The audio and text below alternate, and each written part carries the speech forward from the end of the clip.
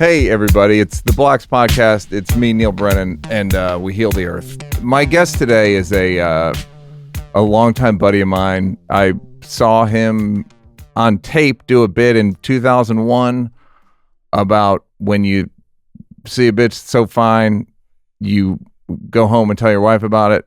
Take her home and show your wife. Take her home and show your wife. And then you ain't gonna believe this. Wake up. You ain't gonna believe this. He would say, you ain't gonna believe this. Then he would show the wife this woman he saw at the club. Show her the ass. Turn around. Show her the ass. Then he would start masturbating. Then the wife would start masturbating, and then the woman from the club would start masturbating. It's the craziest scene ever. And it was so goddamn funny. I can't stand it. Let me pack your stuff. Around that time, you were writing for Chris Rock show? Or no, Louis just put you in some shit. This guy just put me in some stuff, man, here and there. Louis C.K. We all thought JB was funny. Louis put him in some shit. Did a few sketches first. Then I came back and did stand up on the show. It wasn't many people who did stand up on the show. No. Maybe 3? Yeah. I remember you, Melanie Camacho. Yeah. Chris Spencer. Somebody, 3 of us. Yeah. And then you got hired to write for Saturday Night Live. Didn't really get anything on, but you did. I heard you had a great sketch idea, which was Butt Baby. Butt Pregnant. Butt Pregnant. That's one that made it. Did it make it on? A butt pregnancy. I'm pregnant in my butt. The things that didn't make it was really surprising, the ones that didn't make it. Man, they called me the Pitch King over there. Even now. The Pitch King. The Pitch King. Yes. Had all the pitches, man. You're some amazing pitches. You're one of the greatest bullshitters in the history of the earth. You got to know how to bullshit a little bit. You got to know what? You got to be a good salesman. Yeah. You know what? That's what this business is, right? You're a salesman. You're selling people shit, whether it's real or not, or it's a version of real, or it's total bullshit that sounds real. Real See, now laugh at it. You're doing the subdued JB. I do a little both. Once I cross my right leg over my left, I'm a different JB. Mm-hmm. This shit right here.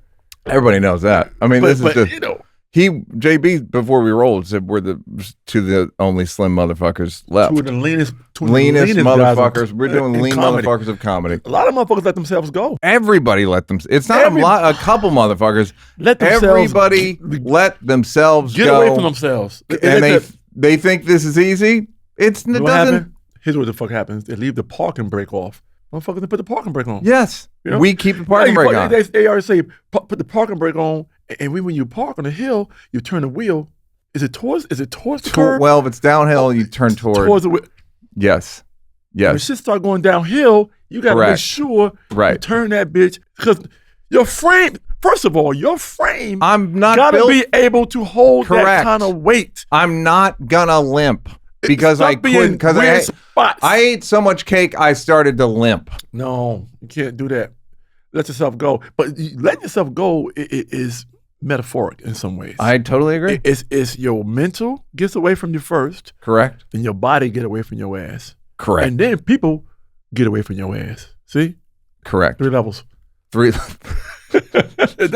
how this shit works. All right, so then he was on SNL. It went fine. Then you got cast on Pootie Tang. Hey man, you going to the biggest shorty's party tomorrow, man? There's gonna be some bitches in there. You right. Respect the women. Then you got cast in Curb. Get in that ass, Larry. Don't worry. You out of order a little bit, but I get the gist of it. Yeah. JB Smoove has done a lot of shit. Yes. Shit, but by the way, it wasn't like it was going okay. No, I'm fine. Then, believe me, man, I'm probably one of the most low-key business people. I call it business. Sure. In the fucking industry. You know? Nobody knows what I got. They don't know how much I got. I could guess. Nobody knows how much I got. In all honesty, because it's a lot of secret shit I do. Yeah. You got to have something to yourself. I'm going to write a number down. Everything is not for everybody. It's everybody's digestion. I'm going to write a number down. Right. This is savings. Okay, it's just what it is. But you put this is savings, and then this may not include property. Open that up. Let me slide this shit over here. Let me see what the fuck you put down there. Boy, let me tell you something, boy. What are you, a fucking mathematician? I guessed it. You put the pyramids. I know your revenue streams. I know what you're doing. I know what you got for the fucking Caesars. I know what you got for the Caesars Sportsbook. Caesar tells the jokes around here. Now, which one of you legendary quarterbacks is going to pass me the gravy? I know what you got for Smirnoff. I know. White Claw. I'm sorry. In Japanese, they call it umami. In English, they call it damn you fine. White Claw, premium vodka. White Claw. You did Smirnoff and White Claw, or only White Claw? Oh, if it was Smirnoff, it would be Smoove. I would have changed the fucking name. Sure. That you got to put that in contract. You always put a touch of your personality to every product. So then you were on Curb, and that's pretty much you've been sort of. I'm not going to say you. It's been your ace in the hole for 23 years. Oddly enough, Curb was absolutely amazing, but it was several times where I actually had deals, and I was actually doing Curb and another show at the same time. Yeah. So, which is what we do, because people think because you're on TV on a show like Curb, like you're doing that shit all year round. No. People don't understand. Doing it every 2 years. We know what it is, but people, the masses, the fans who love the show, appreciate everybody who love the show. Yeah. But that's not how it works. You shoot for 3 or 4 months and you're done. Yep. And then you wait 2 years. You wait 2 more years. Yep. People, they don't know how time goes. No. We know how time goes. Sure. We know we got to keep working. We know we got to do something. Yes. Whether it's stand up or commercials. All right. Well, animation, voiceover work. We got to keep going. Here's my question for you. You're married. Yeah. You've stayed married for how long? 17 years of married, 23 together. You got 2 kids? One daughter. Kid. One daughter. She works for me. Great. Which is great. It is? Yeah. Somebody you can keep an eye on your kids way better. You can keep your eye on somebody you hire. Oh, that's true. Yeah, she's not really going to rob you. Yeah, I can't see that. All right. How old is she? She just turned 30. Okay. Like 3-0. Okay. Well, here's what I'm curious about is you don't seem that complicated. I'm one of the simplest people. You know me, man. Keep my head low. I just move a certain way, and I never complain about shit. Right. A lot of comedians, we are very particular animals. We're never happy, although it seems like we're happy. A lot of friends I know are not fucking happy. They're not happy with anything. Fat motherfuckers. Go ahead. People who let themselves go, then they turn the wheel towards the curb. Whatever. But they get caught up in things that really aren't that important. We are in the business of making people happy. We're not in the business of making everybody else happy. How have you avoided it? Have you? You know how it was, man. When comedy took this amazing turn and became this monster. Very, very popular in the last decade. It became this thing. It was like it was minor league baseball until about 2010, and then it became professional wrestling. Yep. So you already know that we are very particular animals, man, and we forget that we are providing something for people to be happy. And then it becomes us being happy. Then it becomes us being envious of someone else because they're happy. You can't do that. You can't do all this shit at the same time. Right. You gotta stay where whatever your lane is. And I made this decision a long time ago, man. Which is, I even in the Def Comedy Jam era, the BET era. Woo, girl, you know a song is a shit. If you can stand online waiting for your food stamps to the beat of that motherfucker, congrats again.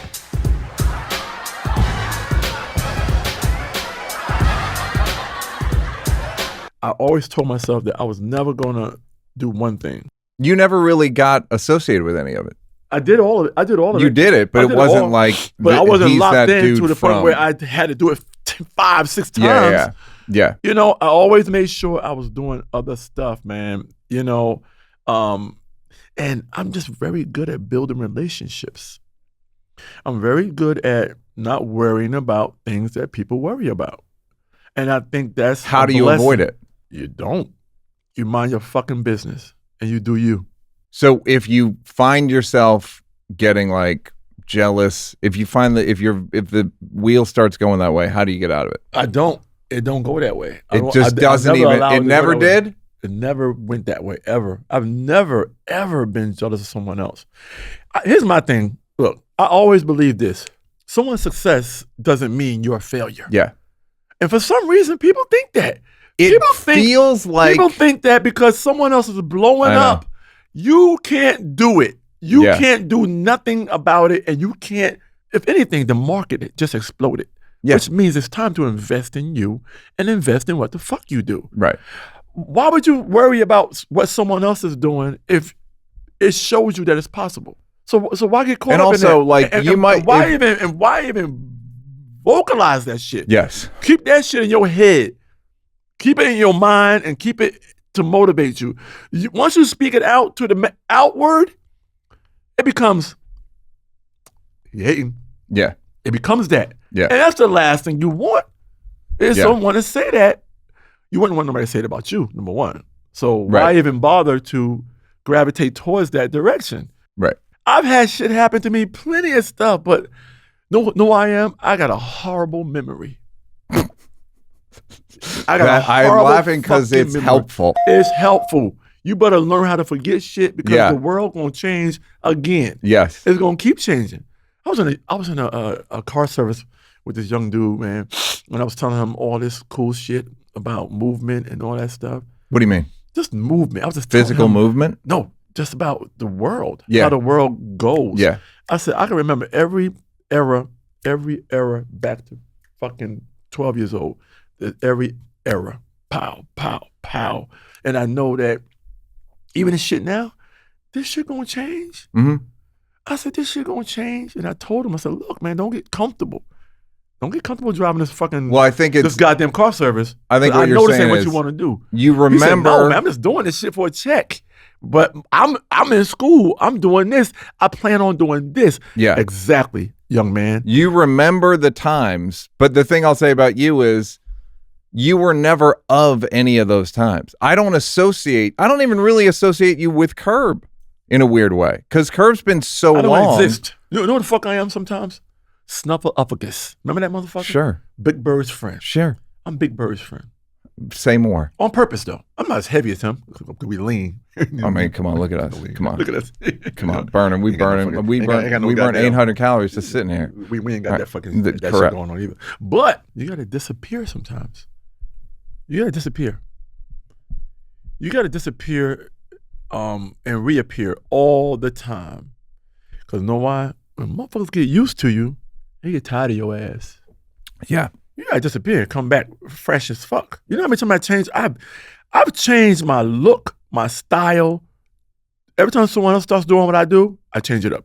If motherfuckers start wearing suits on stage, I change it up. Yep. Motherfuckers start wearing cowboy boots, I change it up. People start wearing hats like me, I change it up. I just keep changing shit because that way you gotta be interested. It's interesting to yourself. Well, that's what I was going to say. You get bored with yourself. That's when you get stuck and you start pointing fingers at everybody else because shit is going different. You've never chased anything. Never chased shit, man. It comes to you. Correct. Patience is a motherfucker. Yes. You know why? When shit comes, it's going to come in the right form. You chase shit all goddamn day, man. You're just rushing it to get to you. And sometimes you might not even be ready for it. How many things have you chased and done and now you look back and you're like, fuck, what a waste of time? I have so many things I did like that where I was like, man, that was such a... I've never been a chaser, man. For some reason... You were deep into your 30s before Chris and everybody started fucking with you, right? Yeah. And you never lost hope? Here's what I think about. You know how you say you bet on yourself and you can't lose? Because you know your temperament. You know the shit that you're going to go for. You know you're going to get up early. You know you're going to stay late. You know, you're going to do the things you need to do, whether it materializes or whether it shows up a year, 2 years, 5 years, 10 years from now, 15 years from now, it shows the fuck up. The point is, it shows up, which keeps you consistent, keeps you in people's different genres, different age groups, always know you. What are your work habits? You say that. You say like your workout. I'm always thinking of. I write shit down every day. I write something down every day. I write funny shit down every day because it comes to me and I say, "Oh, that's gonna be funny one day." I might not use it right now. Right. I said, shit gonna work one day. Do you ever, like with Curb, would you pitch stuff? Would you pitch plots? Would you pitch, like, we should talk about this? Oh, I'll Because there's shit where I'm like, there's ideas. no fucking way Larry wrote I'm lamping. What are you doing? I'm fucking lamping. What you doing? You're lamping? No. There's no way. The show is so, it's like Larry is underhand pitching everybody, including Right. myself. It's literally effortless once you Know what it is. You know what? I always use this analogy about the golf swing. Mhm. Once you know what tickles that motherfucker, right? I know how to tickle that motherfucker. Right. You know, I don't even got to touch him. I know what tickles that Yeah. motherfucker. I know when his face changes. I know when I got him. Yep. And what kicks in then? Stand-up Yeah, sensibilities. exactly. We know when we got What's funny is because somebody on I the can, heels. watching it, I know when you tickled them. Yeah. And then when they cut back to you, I know that you have, you know you have him. I do like lamping. I do this I right here. knew- I'll fucking do some shit like this. Yep. And I'm giving it to him, and I know I got his ass on his heels. Yes. And what do? Comedians, we have great intentions for people, but we have weird intentions. Mm-hmm. In my brain, I'm thinking like, man, if I can make a snot bubble come out this motherfucker's Yeah. nose, one of the funniest motherfuckers I know, Yeah. I know I'm on my way to doing some amazing shit because I can make this motherfucker laugh every time. And it also opens up. You get a laugh on lamping, and then he goes lamping. What the fuck? And then you go, oh, I know 5 fucking beats I can do on this I know right 5 now. beats I can do on that shit right now because that's the power of improv. You know, you're in the moment. You're really in the moment for real. Right. You know, it's when you can't even overthink it if you know the rules of the game and you know what the show is already. So my thing is this, man. I go as far as I can go.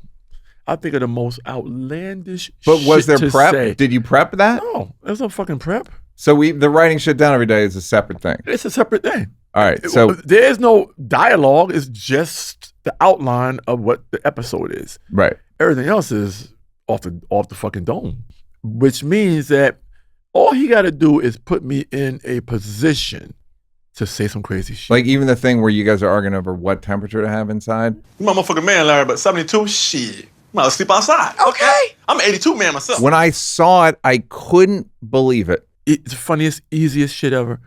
He has a way of tapping into the human, the things that bug people. Yeah. Everyone. He just fucking knows it. Yeah. And Larry's another guy who writes shit down every day. Yeah. But he just knows these buttons that people press with each other, which means that everything's relatable Yes. when he starts and doing so the he show. goes, well, black people like it 79. White people like it 70. Right. I want to sleep in 68-degree temperature. She wants to sleep in 75 degrees. Let's compromise at 72. Oh, no, fuck that, Larry. So he can do the white argument. He knows why he wants know it why he 70, wants it and fucking he 70? can automatically go to why you would want it 79. Why would you want it 79? 82 my shit. 82 was it 82? Yeah, I always forget. 82 my shit. Yeah. Hey, you know how I talk about bidets all the time? I've done jokes about bidets. I'm doing one now about bidets. I believe in the bidet lifestyle. I give bidets away when I direct things. I give as a fun thing. Bidets are a better system than the current American Western system for wiping. Get yourself a Tushy bidet. That's what I'm trying to say. I've been traveling a lot. There's a travel Tushy that I brought into my life, and I gotta say, this thing's real nice. It does everything you want a bidet to do, and I don't like to get too specific with what it does because it's pretty private.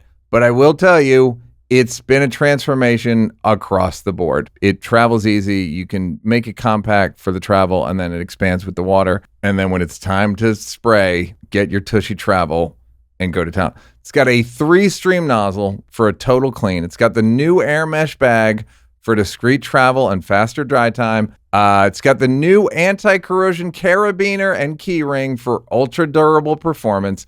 Comes in 5 new colors. I went with sort of a burgundy. Stay shower fresh all summer long and join the 2 million butts who've already switched to Tushy. For a limited time, our listeners get 10% off their first bidet order when you use code NEAL, N-E-A-L, at checkout. That's 10% off your first bidet at Hello Tushy, HELLOTUSHY.com with promo code NEAL. Tushy. Guys, there's only a few things I openly endorse and have for most of my life. Well, most of my adult life. Bidets, travel, and at home. Tushy. So he's been doing great. And I guessed how much money he has. It's a nice amount. Problem you have, practicing patience. It's one of your blocks. Patience is something that I have been conscious of all the time. People, it's just a normal instinct to people to rush things to themselves. And then we talked about earlier, I'm patient in what I do. I have a hard time convincing other people to be patient. Well, okay, well, that's what I was asking. What were you doing in your 30s? You're doing spots in New York, and not even like real good spots. Realizing that you only got this one fucking life. And when you lose people or you see things or you see people upset with where they are, it forces you to realize that, yo, I need to plant a bunch of seeds so I can eliminate being impatient for shit to come, because you put a bunch of shit on the fire. Yeah. You know what I mean? Put a bunch of shit on the fucking fire. One of them's gonna pop. You know? One of these gonna pop. But they're gonna pop when the fuck they wanna pop. Yeah. So in order for that to happen, you gotta understand that this little victory here, this little pot right here, might be the smallest pot up there. That little pot right there might be the one that's gonna pop first. Yeah. And you gotta deal with that little pop. That little pop right there is a little voiceover on an animated cartoon. Right. You know, this big old pop might be a commercial campaign. Right. You know, this right here might be Spider-Man, Far From Home. You know what I mean? This right here might be the Chris Rock show. This right here might be whatever it is. All these Curb Enthusiasm. All these pots are going at the same time. Right. If you put all them fucking pots on at the same fucking time, right? Your dream would be for all those motherfuckers to pop at the same fucking time. But guess what? You only got one you. You can't do all that shit at the same time. I always say, even in the best life, all your dreams come true. Yeah. But not in the order you want them to. They do not. It still baffles me. Like, this was the order? This was the fucking order of things. But in my case, my order was correct. And you never got impatient. No.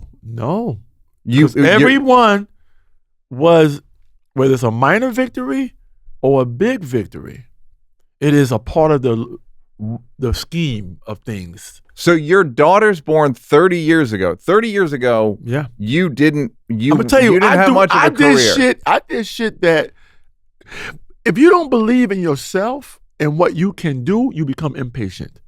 You know what I did when my daughter was born? The day she was born, I quit my day job. I said, "Fuck this job." Who does that shit?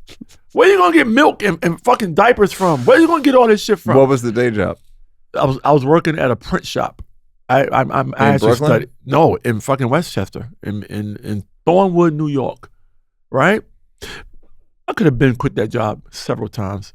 One time they didn't have my fucking check. One time, no, a few times they didn't have my fucking check, and I was gonna quit that bitch, but I stayed on. You know why?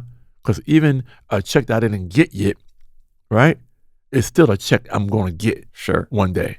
So you can't just leave this fucking. You can't leave money on the table. Sounds deep, not it's like deep. gambling. You can't leave money on the table. Of course. Well, no, you earn the money. You earn the fucking money. You wait for your money to come. So if you leave, literally, you might not. If they don't see your face every day, you might not get that. Did you check. tell anyone? Small company. They fucking know they owe me money. But no. Did you tell anyone you were quitting? Did you tell your mom? Did you tell your girl? Did you tell my grown ass man? I knew. Here's what I knew. How old were you? Now I was already doing stand up. I was Okay. already doing it. I was already doing a few things. But here's what made me realize.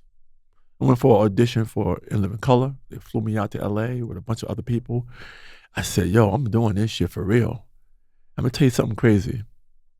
There's a few things that happened that made me realize that I could do this. I understood what it was, understood the game, understood that this was something new and something that was gonna explode just as big as rap did. You know what I mean? And Hip-hop. you mean black comedy or comedy in general? I saw the hip hop era go. Comedy or black comedy? Black comedy. Okay. Black comedy, which becomes comedy also. Right. You know what I mean? But back then, it really was It different. really was an explosion of black Yeah. comedy. You know what I said, here's another thing I realized. I tell it to anybody who will listen to this. You'd be surprised what the fuck you do when you have to. You really be surprised. Go what on. the fuck you do when you have to.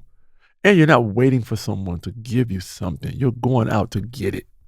When I quit that job, I said, the only way I'm going to be able to do this is to get rid of that fucking day job. That's the only way I'm going to have time to concentrate on this. That's the only way I'm going to be able to do NACA and do all these colleges and be able to go on auditions and be able to travel and do stand-up is I got to get rid of this job right here. This shit got to go.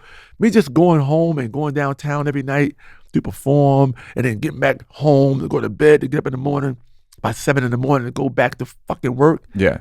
And take my fucking boss and my fucking check ain't there all the time. And you know what I mean? Yeah. And I'm working out of somebody's fucking house. Which is too That's a whole other issue. That's small business shit. Okay. Get your stuff. I don't want to smell how you live. I don't want to smell your bedroom in my workplace. Too much shit going on. I don't want to smell your soup. Fucking dog The soup and shit. you're Dog fucking, and a cat walking around and shit.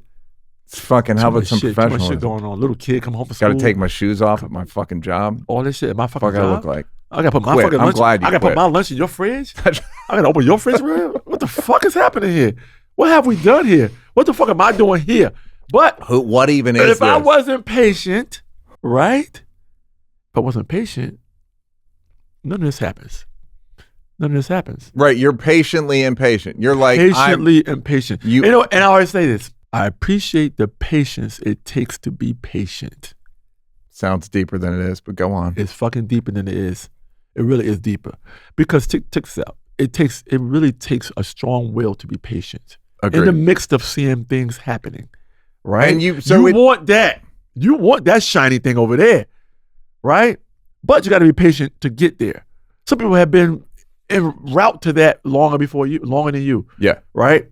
Some shorter. You notice it and say, oh, that's doable. The shorter ones are the hard ones. That's- When someone jumps you, you're like, So patience is that thing. What did you say? Patience is the virtue. When things come, when you see them coming, you say, "Oh, that's what that's for." But you got to be conscious of it all the time. So you believe in a form of, I don't want to call it manifestation or destiny, but you just kind of felt my wife told like, me I was going to be on Curb Your Enthusiasm. She told me I was going to be on the show. She How? said, "I see it. I can see you and Larry together." Say, you do crazy stuff all the time. This show is crazy. You fucking. What season did you sitting start? on the couch watching this show every Sunday. Season 3? I came in 6. Wow. So she said, I said, I love this goddamn show so much. I would love to be on it one day. She said, you're going to be on that show one day. She said, I see it. I see you and Larry together. She said, you do the craziest stuff and you're not afraid to commit to. And did you audition? Yeah, audition. Yep. So, and it was like Everything, but we talked about the order thing. Were you calm? No. I was the cockiest motherfucking JB Smoove you ever, just as cocky as I am. Because here's what I believe. Number one, everything had to happen in order. If one thing is out of order, it changes everything. I would never been in front of Larry David. You know? Yeah. SNL, 3 seasons, 4th season, didn't get renewed.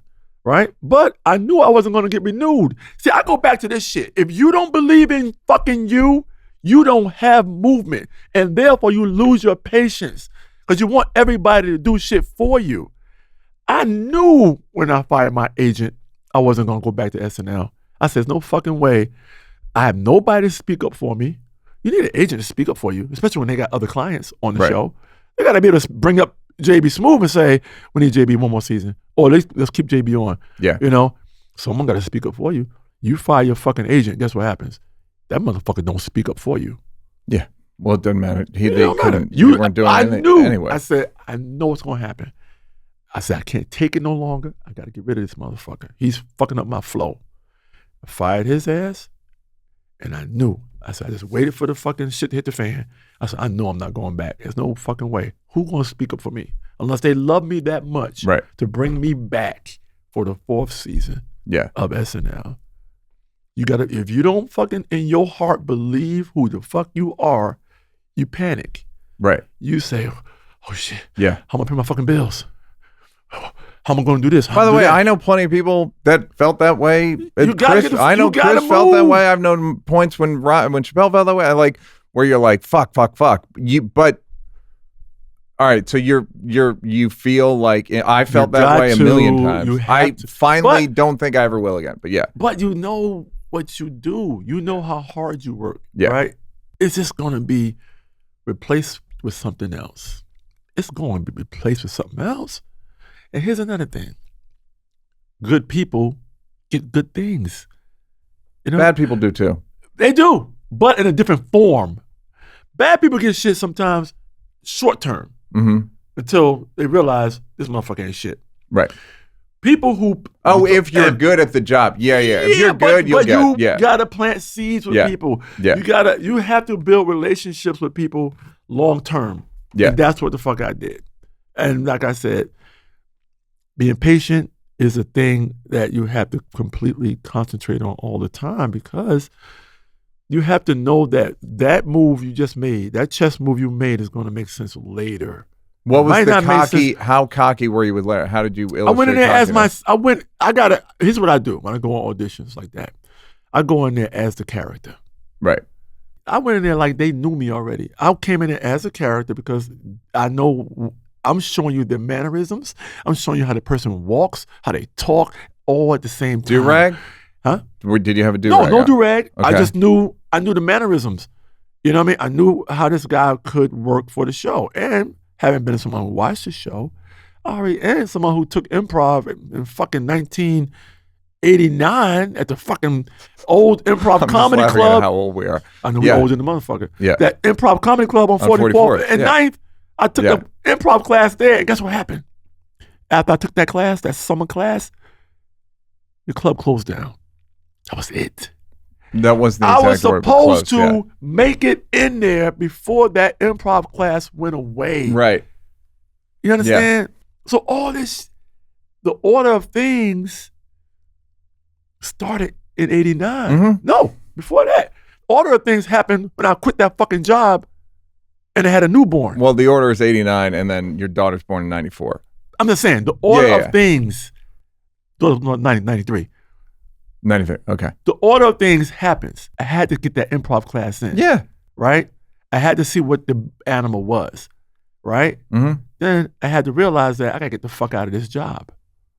I got to get the fuck out of here too. There's a line in the Quran, the Muslim holy book. Yeah.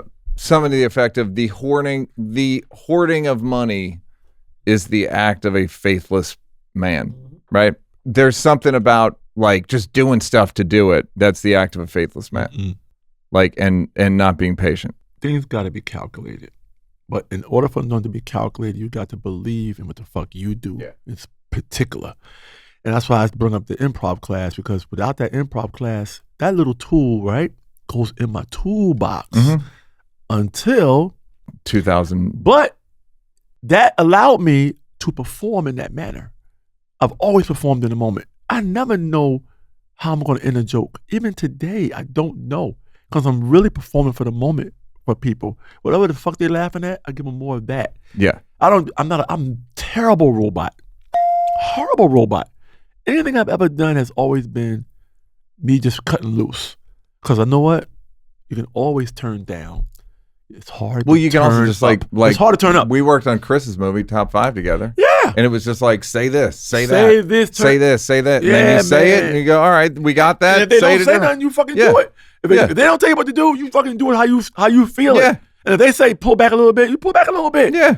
But it's hard. You know what they say? You know what's hard to do? When they tell you to turn the fuck up, you don't know how to do it. Yeah. You don't know how high to turn up. Yeah. That's the problem. But everybody knows how to pull back a little bit. Sure. And not everybody has the same acceleration. You have one of the best accelerators I've ever seen. And that being said, man, I'm just using that as a example of being able to take these little moments, right? You don't find out in the moment what they meant. You find out later when you need it what it meant. Yeah. That's why I brought up the improv thing. But the remotivation You know, you're showing, I'm using my improv skills to perform, do all these college shows, do all that shit. Then something comes up and says, what you gonna do now, motherfucker? You got a newborn, you're barely making it, you're just doing little shows here and there in the city. What's the next step up? Next step up is, I'm gonna quit this fucking job. That way I got a purpose to fucking kill the game and do what I gotta do. After that, I quit that, everything started, floodgates opened up. I would like to implore people, be confident in yourself, but you have to be talented. There's a lot of people believe in yourself. Get a sense of, are you one of the funniest people anyone's ever met? Are you one of the best looking people anyone's ever met? Like, whatever the category you're going to go into, you should be extraordinary in that way. Not just like, I don't want to work a day job. Nobody wants to work a day job. Nobody wants to fucking do that shit. Especially now, the world is moving too fast right now. Everybody wants what they see. Right. They get these stars in their fucking eyes. They want what they see. And that's the problem with now. We didn't have that issue. We had to have patience. We had to pull the fuck over to make a phone call to call the promoter and say we're running late. Payphone. We had to fucking print paper. You look for change. MapQuest. Correct. We had to do all this shit. Like Magellan. We would have to fucking print out, wait for the print. And still drive and see him with a or have a co-pilot. Yo, man. Yep. Where we turn at? And we did it. And had to look for the street name. It wasn't no turn right. Nope. Right. No. If you missed it, you missed it. You fucking missed it. You're going to be later. Hey, you know how when you search on the internet and then it gets in the algorithm, then you start getting ads about that, and maybe you don't want certain websites to know what you're into, even if it's just like casual stuff or whatever. All your online activity is still 100% visible to a ton of third parties unless you use ExpressVPN. ExpressVPN reroutes 100% of your traffic through secure encrypted servers so third parties can't see your browsing history. It's private. They hide your IP address, making it extremely difficult for third parties to track your online activity. They're easy to use. You just fire up the app and click one button and get protected. Works on all your devices, phones, laptops, tablets, and more, so you can stay private on the go.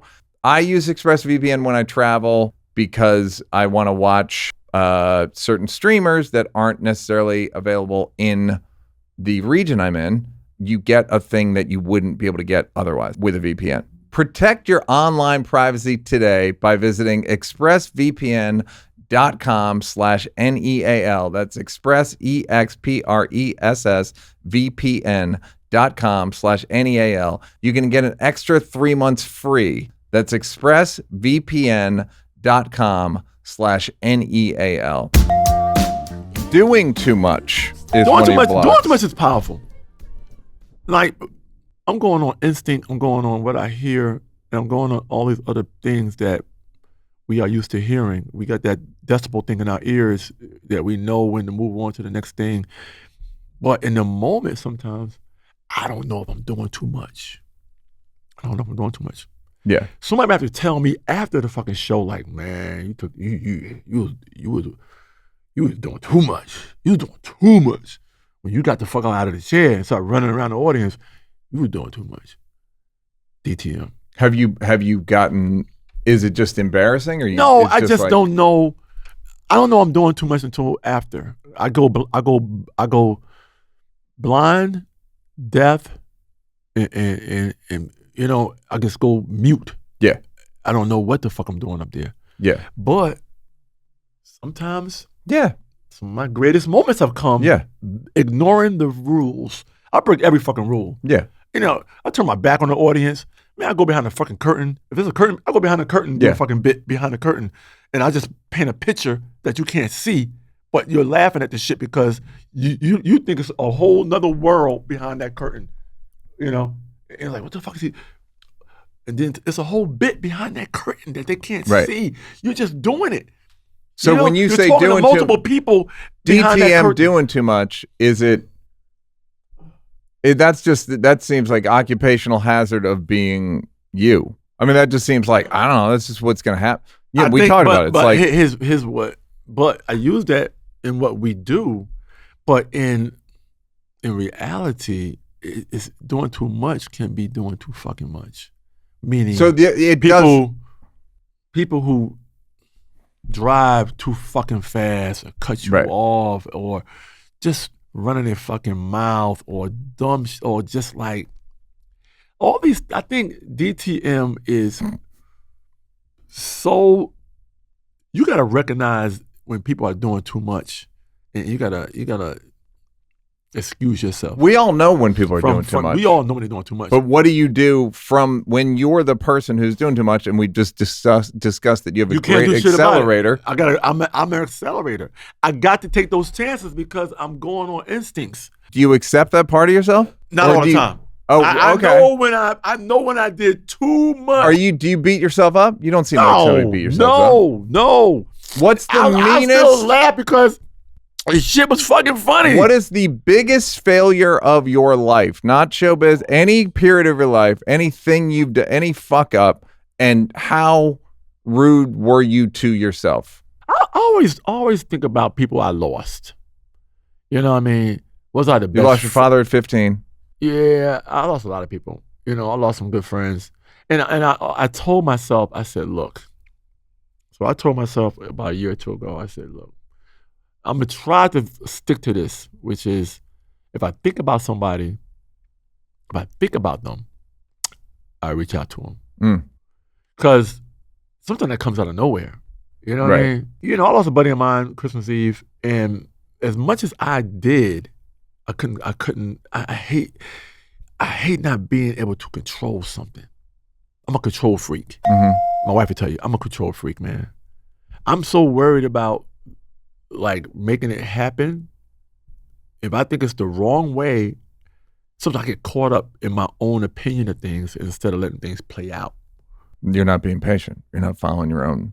Because I care too much. When you care too much, right? It's a different emotion. Different human emotion. When you give a fuck, sometimes giving a fuck too much becomes, people want you to give a fuck, but they don't want you to give a fuck. You know what I'm saying? It's like that, because sometimes when you give a fuck to the point where it's your heart that's in it. When you give a fuck too much, you're almost impeding things to go a certain way because of your own view of it, of how it can be done better. You know what I mean? I've been habit of doing that. So, or another way of doing it, or the way I know it should be done. What do you and your wife argue about the most? Communication. You're not good? I'm terrible. The talkingest motherfucker of all time is bad at communication. I think I'm bad at communication. I do, because I'm always this speed. I'm always in the HOV lane. I'm fucking flying. You know what I mean? I'm fucking zooming sometimes. And you don't tell her shit she needs to know? Sometimes I don't. Is it just because you forgot, or are you like, you don't like having to tell everybody everything? No, I just think I get caught up in shit sometimes. I get caught up in that better mousetrap. I get caught up in the shit. And sometimes I just go, like I said, sometimes I go blind, deaf. Even just at home. Fucking mute on shit. I just can't, like, my brain will start racing because I'm always thinking of what's next. I'm always thinking of how I can do something. I'm always thinking about how I can twist things. How does that manifest? How is that bad for a marriage? I'm this guy right here. It is bad for a marriage. How? You're not communicating. What in what areas? Two people. It's two people here, right? You got to, because look, let's just say I don't say I'm leaving town until today. Right. You're okay. You're fucking. You're like, what? Yeah. Motherfucker, you didn't tell me that shit. Yeah. I know. I did it 2 days ago. Yeah. We fucking get caught up. Yeah. I'm telling you, this industry forces you to think. You have to force yourself to think more about the people close to you, because look, man, comedians can be loners very easily. Mm-hmm. Comedians could sleep on the motherfucker's couch for years trying to make it, because they locked in on something. I know people who sleep on couches right fucking now, like, because they still are in that mode. They're being patient. They're being patient, but their dream is not without consequence. Right. Because whoever's closest to you has got to believe in that dream. She gotta say, move over. Let me get on this couch with your ass. Right. I know it's a little love seat, but shit, let's fold our body up. You know what I mean? Have you had to tell your wife to like not take it personally? That shit don't work. Of course it doesn't. But you got to tell her. Yeah, it's fucked up. It's fucked up. But that's the one thing about entertainment that's rough, man. And my wife is a singer, producer, and actress. So it's that thing, man. You gotta. She's great at communication. I have my pockets. You know, a lot of times I'm better. I'm better than I used to be. Because I think that when you're running that race, man, sometimes that race, sometimes you're in the lead. You're fucking got that baton, and you're so far, you're ahead, and you're turning that last turn. And you could look back. You forgot you don't even have the baton. Sometimes you look back. I didn't even grab the baton. You didn't grab the fucking baton. I just started running. Everybody's yelling, "No, motherfucker! Yeah, you need the fucking baton!" Yeah. But if you can run, if you fast enough, you can go all the way around and get that. Yeah, get the baton and keep running. Keep on fucking running. Still fucking win that bitch if you fucking good enough. Yeah. So you just got to think about how hard you want to go, and that's what I mean by, you know, not to mention the industry itself, but man, you got to really. A lot of people don't make it. Mm-hmm. You know, I'm blessed to have a wife who's supportive, man, who fucking loves me and sees my vision. But at the same time, I got to be conscious of what she wants to do. I got to be conscious of everything, man, that's involved this relationship, because it's really two people trying to do something amazing. And without support, it's very hard to get that. You can't rely on motherfuckers who don't give a fuck about you. Yeah, because you're getting the wrong feedback. Got to be somebody there to say, "Yo, I fucking love you, man. You're murdering this shit. Yeah, keep going, baby. Yeah, when you need somebody to do that shit." You need somebody to have some food or something ready for you when you get home once in a while, you know. But you got to be able to do that too. Are you supportive? Oh fuck, man, I'm very supportive, man. And you're like I'm supportive. I can always you can put yourself aside. You can always be more supportive, right? You know, you can always be more supportive. I know I can do more because it's balancing both worlds. That's a little different. Sometimes you got to do shit last minute. Like, I just went to fucking Cairns. I went to Cairns. I decided to go on a fucking Monday. For what? Did you have something Tuesday. There? Cairns is like, you know, based on what I do, you know, there's Cairns movie, you know, festival. Then there's Cairns. Advertising. Yeah, Lion. Cairns Lion. And I found out about Cairns Lion about a week or two before. And I was like, oh shit, I need to go to this bitch. You know, because I do a lot of commercials. Yeah. I love brand. I've been working with the brands for 15 years. I know this world. Shit, I call myself the Black Darren Stevens. Shit. Darren, I'm young. Who's Darren Stevens? You know goddamn Darren Stevens. I'm young. I don't know who you're talking about. Darren Stevens from Bewitched. I'm a young person. I don't know what Bewitched is. I'm so young. You know what fucking Bewitched is. I'm transsexual. That's how young I am. You ever seen Genie? I dream Genie? You lie and say you ain't never looked at that goddamn Genie? Living in that motherfucking bottle. Of course, yeah. But Black Darren Stevens. That reference is getting ready to die with you. Oh fuck, man. I'm gonna go watch the fucking TV. All right, so anyway. Okay, well here's my big question for you. What do you make of the entirety of your life? What was the point of JB Smoove? The point of JB Smoove is this: twofold. One, to entertain people and to inspire. I truly believe that you don't gain anything by taking knowledge with you to the grave. I'm open about everything that is possible. I'll give comics the world. I'll give them feedback. I tell them how their mindset should be.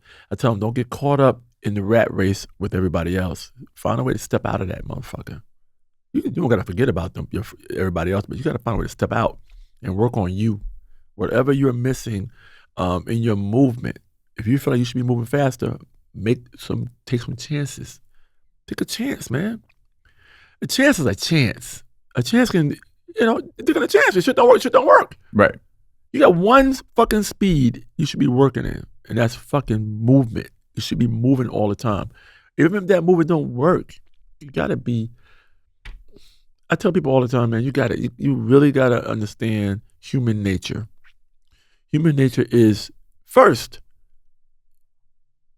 to respect, love each other, give people something that's memorable, that's gonna make them remember who the fuck you are. Unrelated to what the fuck you do. Unrelated. That's your fucking job. Your job is that. You, as a person, that's a whole different thing. You gotta attract people to you for them to love you, to like you. You know what I mean? You're not gonna please everybody, but if you can remain consistent in who the fuck you are, you grow as a person. And that in turn is gonna benefit what the fuck you do. How have you grown as a person? Oh man, I just try to, I'm telling you, man, I work very hard in things I feel like I'm lacking. One, I'm working very hard on my communication skills with my wife. I want her happy. We're working on making sure my daughter is successful and does what she wants to do in life, right? Nieces, nephews, man, I'm supporting. I want people to win. I don't have a you're gonna lose attitude towards anybody or anything. I want everybody to win. Were you always like that? Always like that, man. When I was a kid, man, I used to get consumed with shit. Shit used to fuck with me so bad. Like, just anything. I couldn't even watch as a kid, I couldn't watch bad news. Cause that shit, I would think about that shit all day, like, damn, that's fucked up. And I would get consumed with stuff like that because I felt like, damn, that person didn't get a chance to fulfill what they wanted to do in their life. And I hate thinking about lost opportunities for people. I feel like I got the thickest fucking skin on the fucking planet. I don't think shit can beat me, but that doesn't mean I can't think about it and say, damn, what could they have done that's different? How could their life have been different than what it is? But I do think that's a benefit of being JB Smoove is I'm very determined, man. I truly feel like you can't beat me. Mike Tyson said that shit one time? He said, when I'm right, you can't beat me. Right. When I'm right, I'm trouble. Yeah. I'm fucking trouble walking into an audition. I'm trouble walking on a fucking stage because I don't have a off switch. Did you get better at figuring out how to be right? How to get yourself right? I just kept taking chances. I took chances, man. When I got Did you try shit and be like, tell you, for example, before I went to SNL, I had a fucking development deal, right? And I said, shit, this is my third one. What year did you start SNL? Is it possible that this show might go? This is 04. You started. I did 04, 5, and 6 on SNL. So I said to myself, damn, it is, and this is the only way I can wrap my head around it. Sometimes I step back to step forward. Like, I've had a few development deals already. And I sat there saying, damn, I can get another one. Do I take a chance on that or audition for SNL? I said, let me go to New York. I'll audition for it, see what the fuck happens. It's my second time auditioning for them. I did it years ago when Tracy Morgan got on the show. Mm-hmm. And now this is another time. Made it all the way to 3 people left. Finesse, Kenan, and myself. Kenan Thompson, Finesse Mitchell, and myself. But here's the thing, the twist. They called me and says, I didn't make the show. We loved you though. Would you want to come on as a writer? Part of me was saying, nah, fuck that. I'm gonna go for this fucking development deal and stay in LA. Yeah. But the smart motherfucker in me said, do I think about the present or do I think about what I can do with SNL? Now here's the thing about SNL. There's opportunity here. I go in as a writer, possibly work my way up to fucking cast member. Mm-hmm. That's a good option. And SNL will look great on my fucking resume. Mm-hmm. I said, Now I'm thinking ahead. People have a tendency to think, this is where the patience shit comes in. People got a tendency to want now. Yeah. And sometimes they ain't ready for it. Yep. They want that shit. They want all that gold. They want that shit right now. But they don't know how to spend it. This shit don't mean shit. Mm-hmm. You ain't got no business manager to help you run that fucking pot of gold. So I said, that shit gonna look good on my resume. Shit. I'm gonna go back to New York. I'm gonna work on that motherfucking show. And I'm gonna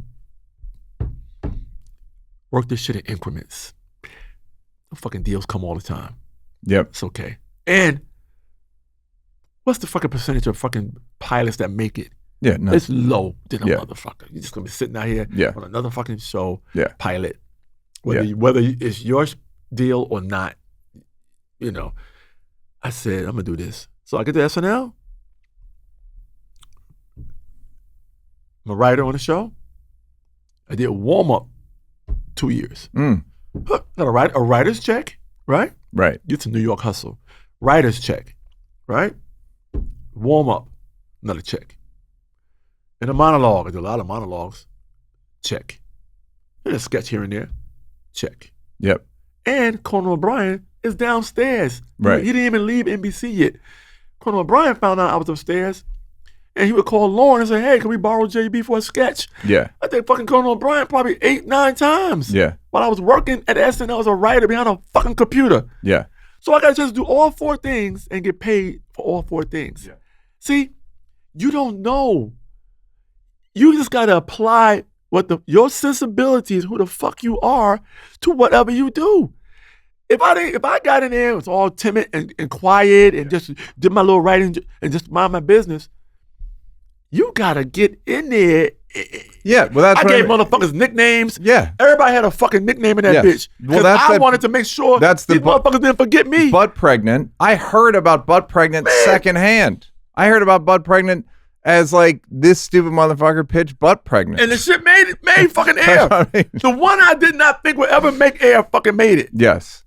Meanwhile, I got 50 other fucking bits that people still remind me of. Here's my. Never made it. We have to wrap this up. Man, we I know. do this shit all fucking day. I know. This is great intel.